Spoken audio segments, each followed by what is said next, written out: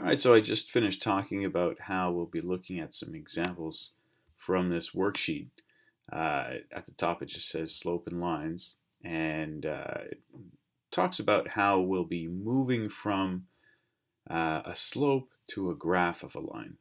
And so far, most of the work we've been doing in class is we've been looking at the graph of a line. You've seen a picture of a line, either in class or on IXL, and I've asked you to give me the slope from looking at the line, right? And there were a few ways you could do that. You could use the formula y2 minus y1 over x2 minus x1, or and in a lot of situations, it's a lot easier if you just look and you can figure out what the rise is and what the run is just from looking at the graph of the line. You see how much the y goes up when the x goes over a certain amount, right? The rise is what happens with the y, the run is what happens with the x.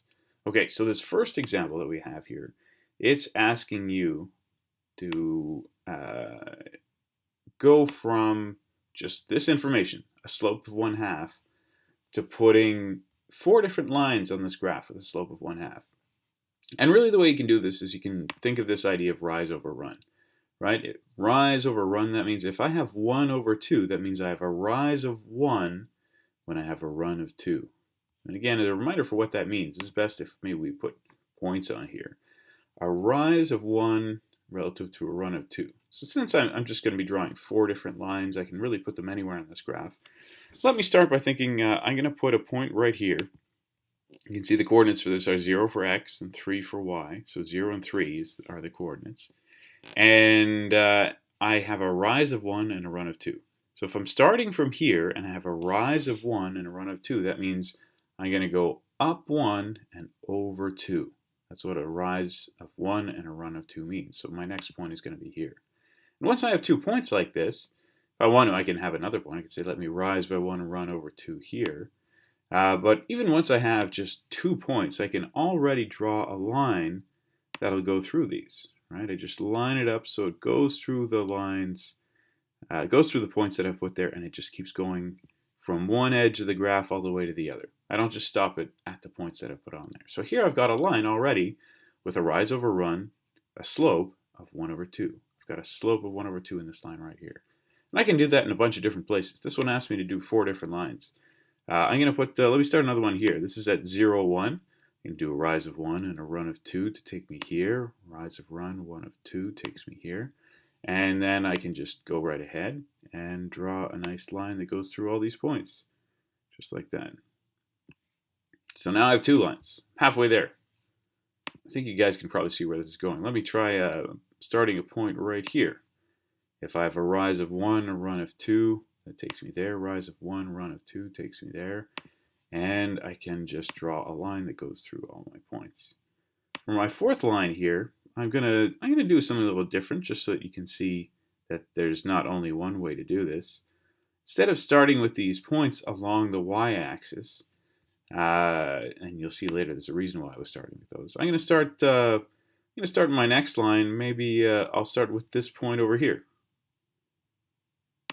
I can really just put a point anywhere, and then if I want to draw a line that has a slope of 1 over 2, I just say, well, wherever I started from, let me rise 1 and run 2. Put a point there. Let me rise 1 and run 2. I'm going to put another point, rise 1 and run 2. Now I put 4 points on here, but you can see once you draw 2 points, if you line up your ruler to put a line through those points, it's going to catch the other ones anyway. I was just putting those other ones in here so you could see that it goes all the way through. As long as you keep doing the same rise and run, all those points will line up properly. So now I've got 4 points here, 4 lines, and every single one of them has the same slope of 1 over 2. If I wanted to check that, I could go and say, well, let me use that other method, the rate of change method here up here, just to calculate what the slope is for one of these lines. Let me go back to this one, for example. I've got a point here that's, let me put this in black, it'll probably be easier to see for you. If I take this point here, I say, okay, its coordinates are 2 and 4 right there. So if I put 2 and 4 as the coordinates for that one, and I'm going to call that my point number 1 is right here. And I see on the same line, I've got this other point over here, which is at minus 4 and 1.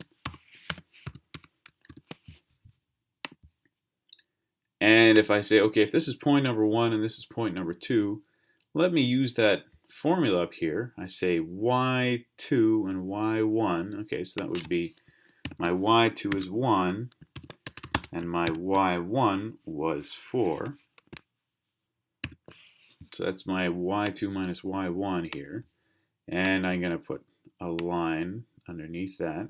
And then underneath that, I'm going to put x2 minus x1. So x2, that's my x coordinate for point number 2, which is minus 4. And then minus my x coordinate for point number 1, which is 2. So I got to do my x2 minus my x1, like that. And if I calculate what that gives me, if I do 1 minus 4, I should get minus 3, right? 1 minus 4 is minus 3. And minus 4 minus 2, if you do that for me in your head, what did you say? Oh yeah, you're right. It's minus 6. So I have minus 3 over minus 6 if I do that math there. And if I reduce minus 3 over minus 6, I would end up with exactly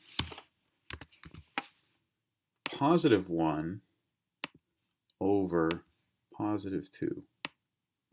You might see how that reduces nicely to 1 over 2. If you would put that in your calculator, if you ask your calculator what minus 3 divided by minus 6 is, it'll tell you 0.5. And you know that's the same thing as 1/2. And that's what I've been trying to do here, get 4 different lines with slopes of 1/2.